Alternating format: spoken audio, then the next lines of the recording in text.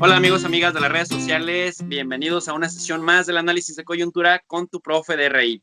Amigos y amigas, pues el día de hoy estamos muy contentos porque hemos invitado a una persona muy especial que también se dedica a las relaciones internacionales, pero nos acompaña directamente desde Guayaquil, Ecuador.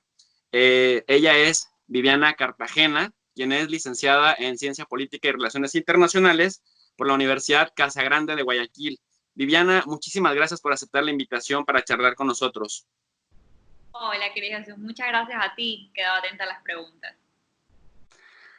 Viviana, como sabemos, como hemos estado viendo en diversos medios de comunicación, la situación del COVID-19 que ha azotado pues prácticamente el mundo y que había afectado a los países en Europa occidental muy fuertemente. Hablamos de Italia, del Reino Unido, de Francia y de España principalmente, pero no únicamente, pero que además ha tenido una manifestación de más de 1.1 millón de contagiados en Estados Unidos y más de 65,000 muertes a la primera semana de mayo del 2020, nos hacía pensar o nos hacía creer que este COVID-19 solo estaba afectando en mayor medida a las potencias mundiales por el tema de la movilidad en sus espacios.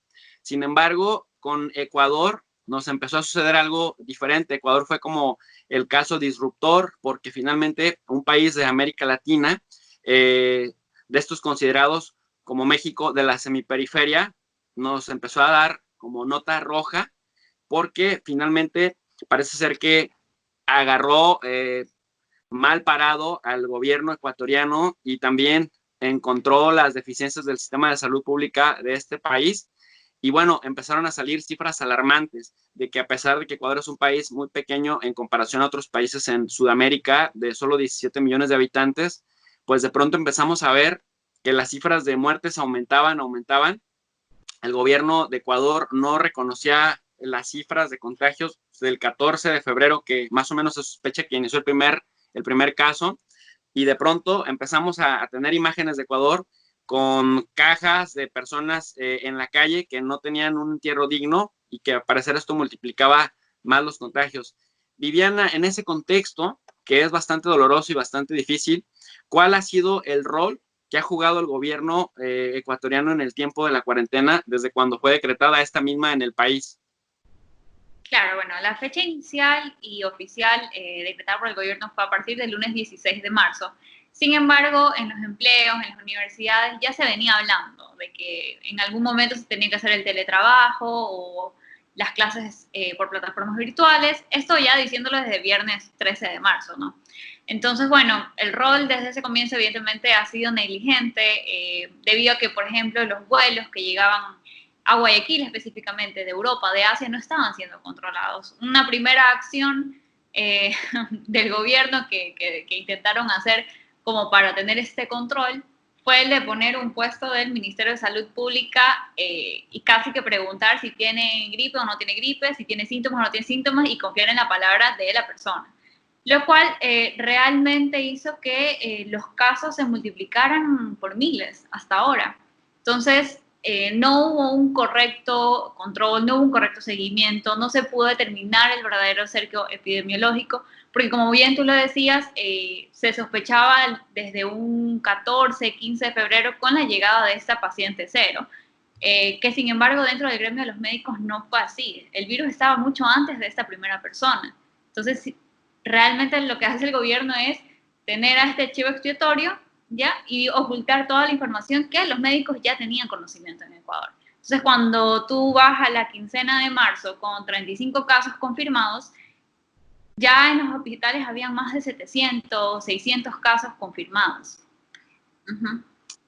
Viviana, explica la llegada del COVID a Ecuador, la cercanía de Ecuador con España, con la cantidad de migrantes ecuatorianos de España, o porque si esta paciente cero que llegó de España, más o menos el 14 o 15, por lo menos la que se conoce oficialmente en los medios como la paciente cero, no es la primera, de acuerdo a lo que nos estás comentando, ¿cuál es la otra teoría? ¿Por dónde habrá llegado? Claro, o sea, como tú bien sabes, en Ecuador la respuesta fue tardía, es más reactivo que preventivo. las fronteras se cerraron muy tarde, pero también este manejo de los vuelos, de las personas que retornaban, incluso dejó a ecuatorianos varados afuera.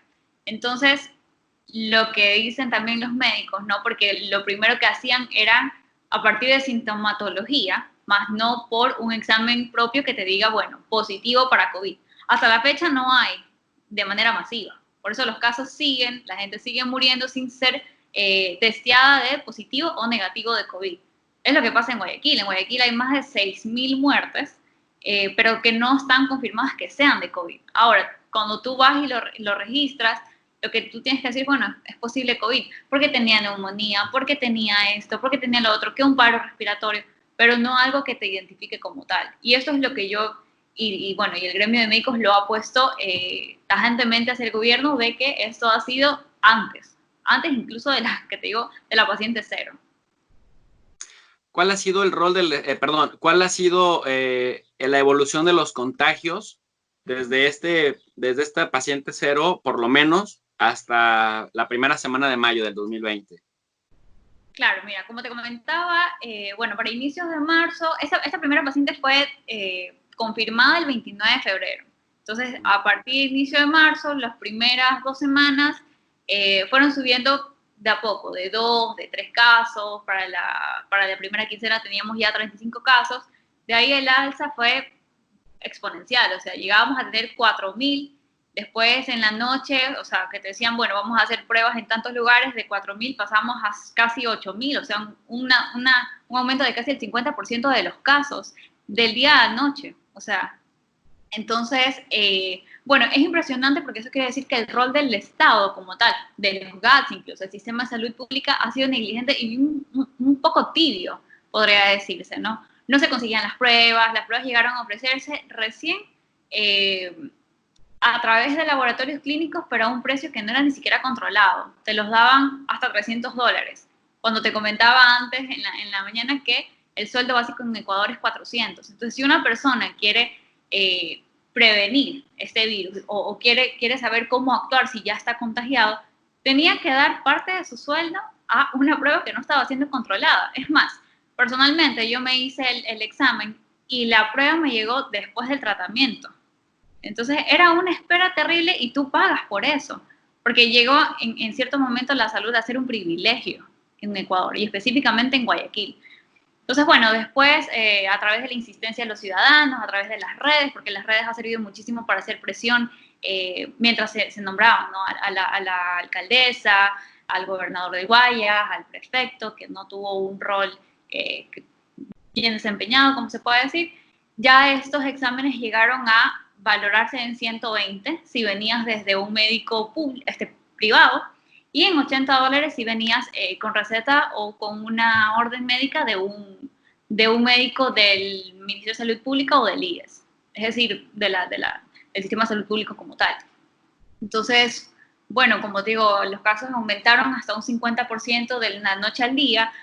A finales de marzo los hospitales estaban colapsados, ya no te aceptaban personas ni en clínicas ni en hospitales, no te aceptaban en clínicas si eras del IES, y en hospitales peor aún, porque no te recibían, no había oxígeno, no había cómo tomarte el pulso para saber cuánto estaba saturando, y tampoco aceptaban, por ejemplo, aquellas personas que iban por otras patologías, es decir, estaba colapsado. Entonces, por eso te digo, las muertes no eran esencialmente de COVID, sino que hay personas que sufrieron de manera colateral, por ejemplo, las personas con insuficiencia renal, aquellas personas que necesitan diálisis hasta 3 veces por semana. Todos los hospitales estaban colapsados, que estas personas quedaron desatendidas y muchísimas de ellas murieron. Oye, Viviana, esto me parece un poco que tiene que ver también con que, por lo que puedo percibir de la conversación, de pronto pudiéramos hablar de ciertas violaciones a derechos humanos. En tu papel como colaboradora del Comité Permanente por la Defensa de los Derechos Humanos y también como investigadora externa de la Universidad Diego Portales de Chile, ¿percibes que ha habido justamente violaciones a derechos humanos o más allá de la percepción, sí ha habido? Sí, definitivamente ha habido, bueno, ahí podríamos ver varios derechos que han sido vulnerados. En primer lugar, frente al derecho a la salud que tenían las personas. En todo este contexto de pandemia y a lo largo de marzo y abril, especialmente en los primeros días de abril, se supo la noticia de que había habido un sobreprecio en la compra de mascarillas por parte del directorio del IES. Entonces, cada mascarilla N95 que en el mercado o en las distribuidoras los compras a $3, en la factura que compraba el IES estaban a $12 cada una. Imagínate el contrato millonario que se estaban haciendo ahí. Eso por un lado. Y luego, ¿quién era el distribuidor? Cuando lo revisas en el RUC, los servicios que tenía, era una cevichería. Alguien que tenía negocio, unos ceviches, y que era hace pocos años creado. Entonces, tú te quedas así como, están violando este derecho que tienen las personas a acudir a este sistema de salud, y más aún aquellas personas que han estado aportando toda su vida para una seguridad social, que cuando la necesitas son simplemente dados la espalda, abandonados. De ahí otros derechos que te puedo decir, los derechos laborales. El presidente Lenín Moreno salió varias veces en cadena nacional, y entre las reformas como ley humanitaria que se está intentando aprobar ahora, que todavía no se aprueba en la Asamblea, se prohibían los despidos intempestivos. Entonces, eso realmente en Ecuador no se ha dado. O sea, no se ha respetado esta norma que la manda el mismo presidente. Hay personas que han sido despedidas de sus empresas, han sido personas que notificadas sin sueldo, como lo hacen acá, suspensión sin sueldo, cuando luego te das cuenta que se traduce en un despido. Ya miles de personas en Guayaquil han sufrido de eso, el gobierno les sigue dando la espalda, vienen y pagan la deuda externa y dejan de contribuir a este sistema de salud pública que está básicamente colapsado. Entonces, ¿esto en qué termina también con esta alza de fallecimientos, de personas que están contagiadas? Las personas han tenido que despojarse de esa sensibilidad humana, ¿ya?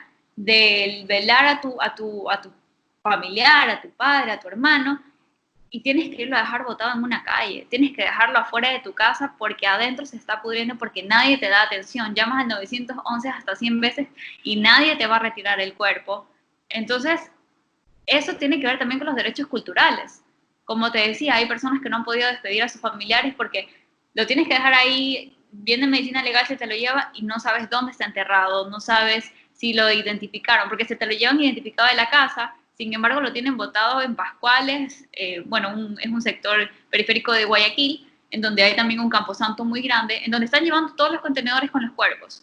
No los identifican y básicamente los quieren enterrar en fosas comunes, aunque el gobierno los desmienta. Porque algo problemático ahí, José, es que habían puesto cercos de comunicación. Si un periodista quería hacer una documentación, por ejemplo, el CDH intentó hacer una documentación, le quitaron la memoria al dron. No podían ellos sacar la realidad que estaba pasando en Pascuales. También, si un periodista quería comunicarse con alguien de ahí del sector, la llamada no duraba más de 1 minuto, porque estaban puestos estos inhibidores de señal para que no puedan decir lo que estaba pasando en ese lugar.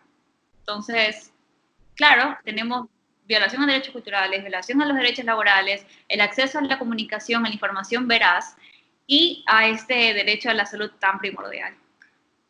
Viviana, eso que me cuentas parecería salido o sacado de una película de terror o de una serie de Netflix surrealista, que no se puede creer, y te lo digo porque en días pasados escuchaba yo al presidente Lenín Moreno en un mensaje dirigido a la nación, en el cual decía que gracias a él, a su trabajo y al trabajo del vicepresidente actual, y el vicepresidente actual también, me parece que más lo han manejado como una cara bonita, que está más o menos ahí dándose publicidad, que gracias a su trabajo Ecuador se había convertido en un ejemplo de lucha en contra del COVID, y la verdad me dio hasta coraje, me molestó mucho porque mi pregunta fue, bueno, hemos visto lo que hemos visto, que parece surrealista y muchísima gente sufriendo como no pensábamos o no nos imaginamos poder ver alguna situación de este nivel. Y este señor, lejos de salir a disculparse, lejos de salir a pedir perdón a la patria, por incluso malversación de fondos o por incluso estar dedicando más su atención en perseguir al presidente Correa de la administración anterior, de la cual también él fue vicepresidente, pues sale a decir que gracias al trabajo que está teniendo ejemplar Ecuador, no está peor la cosa. Parecido un poco al discurso de Donald Trump. ¿Qué comentario te merece esto? Bueno, yo realmente lo comentaba con mis colegas del comité. La verdad no se sabe por fuentes oficiales, definitivamente. Si bien yo creo que tú desde el exterior lo puedes haber visto en algún momento, varios medios internacionales, el New York Times, BBC, la CNN, varios medios sacaron la realidad de Ecuador, pero fue una realidad que al gobierno no le gustó. Entonces, lejos del por ejemplo, el vicepresidente, de decir, bueno, disculpas con los ecuatorianos, lo que les interesa es limpiarse más internacional. Pero de la verdad que está ocurriendo acá, o sea, es de la realidad que está pasando específicamente en Guayaquil. Porque si bien varios países lo han tomado, y ahí está Nayib Bukele, que lo toma de mal ejemplo a todo lo que ha hecho Guayaquil, sí, tiene justa razón, porque no lo han sabido manejar. Es una crisis que a ellos se les salió de las manos desde el primer momento en que no supieron determinar un correcto cerco epidemiológico. Y desde ahí, como te he comentado, los casos se han disparado exponencialmente, tanto así que entre los mismos funcionarios ¿cómo te digo? Se contradicen. La ministra de Gobierno se sienta y te dice, bueno, hoy, no sé, pues digamos, hoy lunes 3 de mayo, me invento, hay 11.000 casos, pero viene el ministro de Salud y dice, no, es que hay 22.000, habían 11 pruebas que no las habíamos cogido. Entonces tú te quedas, bueno, entonces hay 11.000 o hay 22.000 o hay más. Porque si te das cuenta se dobla el número y es como te digo, al inicio también se doblaron los números de 4.000 a casi 8.000. Entonces no se está haciendo un correcto manejo de esta crisis. Claro, ¿no? Y actualmente estamos hablando de casi 30,000 casos ya reconocidos oficialmente, cuando hacía una semana se hablaba de menos de 15,000. Y bueno, aquí lo preocupante es que se reconocen únicamente como 1,400 muertes por COVID, pero efectivamente habíamos estado viendo por diversos medios que en 2 semanas solamente se habían muerto 6,000 personas que, como bien dices, el gobierno no reconoce que sea necesariamente por COVID.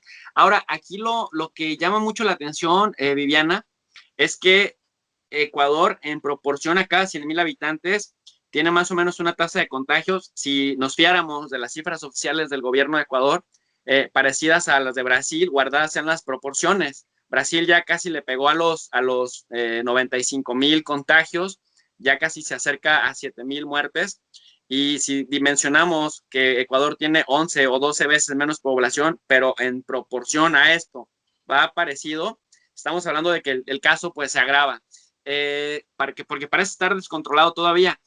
Sin embargo, Ivy, en este sentido te quería preguntar, ¿crees tú que haga falta la ayuda humanitaria internacional al haber cierto desorden adentro y que no hay quien sea capaz de poner orden? ¿Crees que se requiera que las organizaciones internacionales o algún país exterior o la sociedad civil internacional se meta a Ecuador y ayude? ¿Cómo? Sí, yo realmente lo vería necesario porque esta crisis o emergencia en Ecuador pasó de tener un carácter sanitario a uno humanitario. La capacidad del Estado para paliar esta crisis está reducida. Se necesita ayuda internacional para dar abasto no solo a los hospitales o clínicas del sistema de salud, sino a aquellos también quienes la crisis económica los estaba consumiendo desde antes, ¿no? Porque la pobreza en Ecuador también es muy fuerte. En Guayaquil hay mucha gente pobre también. Entonces, hay personas incluso, y se han visto en reportajes también, que aseguran que antes que al virus le tienen miedo al hambre, a la pobreza. ¿Ya? Entonces, una persona pobre, ambiente en las periferias de Guayaquil, y con coronavirus, discúlpame, pero no tiene muchos chances de salir victorioso en una crisis como esta. Son quienes aún incluso por necesidad tienen que salir, entonces no lograrían ni siquiera, o sea, si no llegan a salir, no logran ni un plato de comida. Entonces, ¿cómo decimos quédate en casa, mantén tus defensas altos, piensa en positivo, cuando la realidad de estas personas son distintas? Entonces, lo que yo he conversado con muchos colegas es que si bien el Estado ecuatoriano ha abandonado a estas personas, de hecho, personalmente nos hemos sentido abandonados, también ha sido la ayuda de estas ONG o de las personas de la sociedad civil, que ellos se organizan y brindan esta ayuda humanitaria para estas personas justamente que te digo que están en las periferias del país, o de Guayaquil, de Quito, de cualquier ciudad, de Cuenca, por ejemplo, de Manabí, que no tienen estos accesos o estos derechos garantizados por este Estado. Aquellas personas que han sido relegadas a las comunidades y mira ya tú cómo comes y mira ya cómo tú tienes agua, porque incluso son personas que viven al día sin agua. Entonces sí, yo considero que la ayuda humanitaria debería ser algo que ya Ecuador debería tener en vista, porque están recortando donde no deberían. Están para tener presupuesto, una vez que han pagado esta deuda externa, mal hecho realmente, están recortando, por ejemplo, el presupuesto a la educación superior. Han recortado 98 millones de dólares a la educación superior ecuatoriana, quedando más de 30 instituciones con recortes en sus presupuestos. Entonces, en esta semana leía también la noticia de que varios docentes, por ejemplo, la Universidad de Cuenca ha despedido 400 docentes de su nómina. Eso crea más pobreza, más desempleo, en algún momento más inflación. No salimos nunca de este círculo vicioso. Viviana, ¿considerarías tú que Rafael Correa lo hubiera hecho mejor o lo hubiera hecho peor o lo hubiera hecho igual dadas las condiciones estructurales de Ecuador? O para no imaginarnos cosas hipotéticas, cuando se le vinieron crisis como terremotos o cosas por el estilo, ¿la administración de Correa con Correa al frente lo hizo igual de mal o cuál es su percepción al respecto? Sí, se ha hecho mucha comparación en esos dos escenarios, ¿no? Cuando vivimos el terremoto y ahora que estamos viviendo esta pandemia. Efectivamente son dos personajes distintos. Lenín Moreno y Rafael Correa son dos líderes distintos, uno más carismático que otro, ambos populistas. Pero yo creo que en el gobierno de Correa sí, tal vez el sistema de salud tenía un mejor alcance. Tal vez tenían otras prioridades. Lo que yo he venido comentando hace tiempo es que el gobierno de Lenín Moreno, lejos de estar gobernando, siempre se ha dedicado a perseguir al gobierno anterior, lo que ha hecho que todos sus esfuerzos estén enfocados en otro sentido, ¿no? Poniendo la justicia o todo el sistema en este otro personaje o en estos otros casos, cuando dentro de la misma pandemia, como te decías, hay sobreprecios. Hace poco un médico en Quito denunció que hay contratos millonarios entre los mismos funcionarios de salud pública. Entonces, ¿cómo tú puedes manejar un país a través de la corrupción? Porque en sí no estás gobernando. Con corrupción tú sabes que no estás gobernando. Así es. Y fíjate que escuchaba yo a algunos médicos ecuatorianos, de estos médicos jóvenes que están en la primera línea de combate en contra del COVID, que solamente tienen contratos de 3 meses y que en el sistema de salud ecuatoriano nada más puedes acceder a tener seguridad para ti mismo a partir de que tienes 3 meses trabajando. Por lo tanto, debido al corto tiempo que tienen para ser merecedores de servicios de salud para ellos mismos, incluso por el gran riesgo que implica el que se puedan contagiar fácilmente, pues que mucha parte de los médicos jóvenes que están en la primera línea de lucha contra el COVID ni siquiera están asegurados. Entonces esto da un poco de rabia o da mucha rabia saber que hay funcionarios de alto nivel que ni siquiera en un contexto tan trágico para la nación ecuatoriana, pues reduzcan sus ansias de robar y por el contrario, en ríos revueltos hay ganancia de pescadores y estén aplicándolo a rajatabla. Entonces, pues qué trágico. En ese contexto, Viviana, antes de pasar a la última pregunta, tú también eres activista feminista y también eres ambientalista, pero quisiera darle por el lado del feminismo. ¿Cómo percibes, ahora que están en la cuarentena en Ecuador, la violencia intrafamiliar? La violencia de género ha aumentado o se ha mantenido igual, porque fíjate que en México se hizo muy famoso un jugador de fútbol ecuatoriano que juega en un equipo importante, el América, por golpear a su esposa. Entonces lo llevaron a la cárcel, ahora ya salió bajo fianza, pero ya lo despidió el equipo de fútbol, etcétera. Y bueno, eso a lo mejor es una mala comparación, pero me remite al caso ecuatoriano. ¿Cómo está el asunto de la violencia intrafamiliar? Sí, qué bueno que me hagas esa pregunta, realmente me alegra muchísimo. Bueno, en Ecuador, sí, la violencia intrafamiliar ha tenido alrededor de 7.000, 8.000 llamadas al ECU 911 por justamente esa violencia que se está viviendo.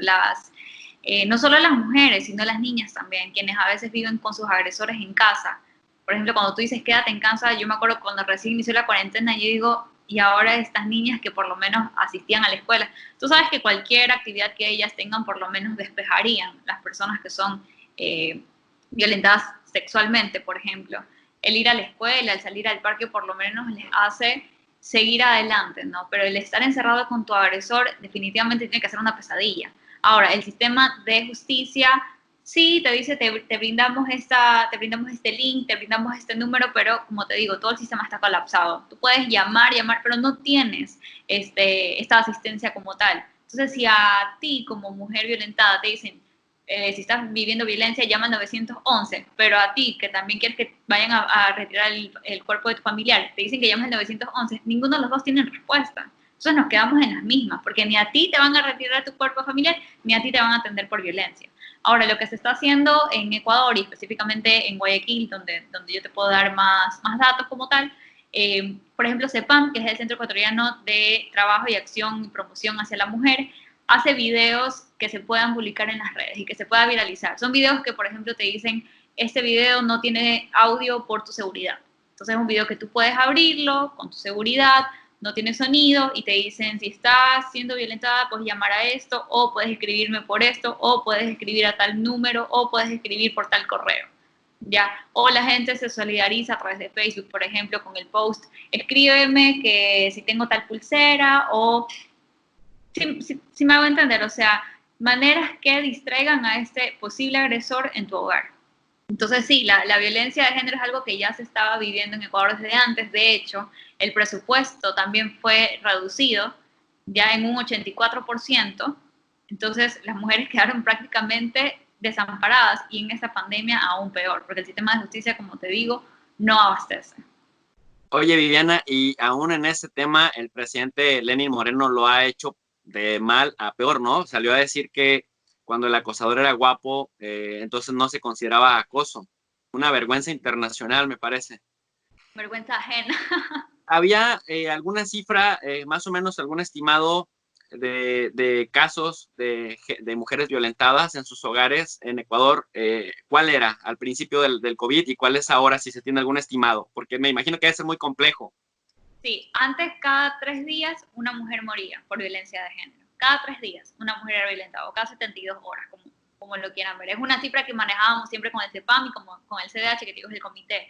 Actualmente no hay una cifra porque, como te digo, todo ha sido acaparado por esta pandemia. Todo, todo, todo. El hambre, la salud, la violencia de género, todo ha sido relegado de un lado y se ha puesto atención en la salud, en los cuerpos fallecidos, porque el gobierno en sí ha estado, como te digo, poco abastecido, con pocos controles, con pocos protocolos, y siempre ha sido, como te digo, más reactivo que preventivo. Entonces, si ya no se prevenía esta violencia de género, peor aún ahora. Y no hay reacción, no hay datos. Los pocos datos que lo puede tomar CEPAM no han sido socializados como tal porque no hay gente que le esté dando el foco a eso. Wow.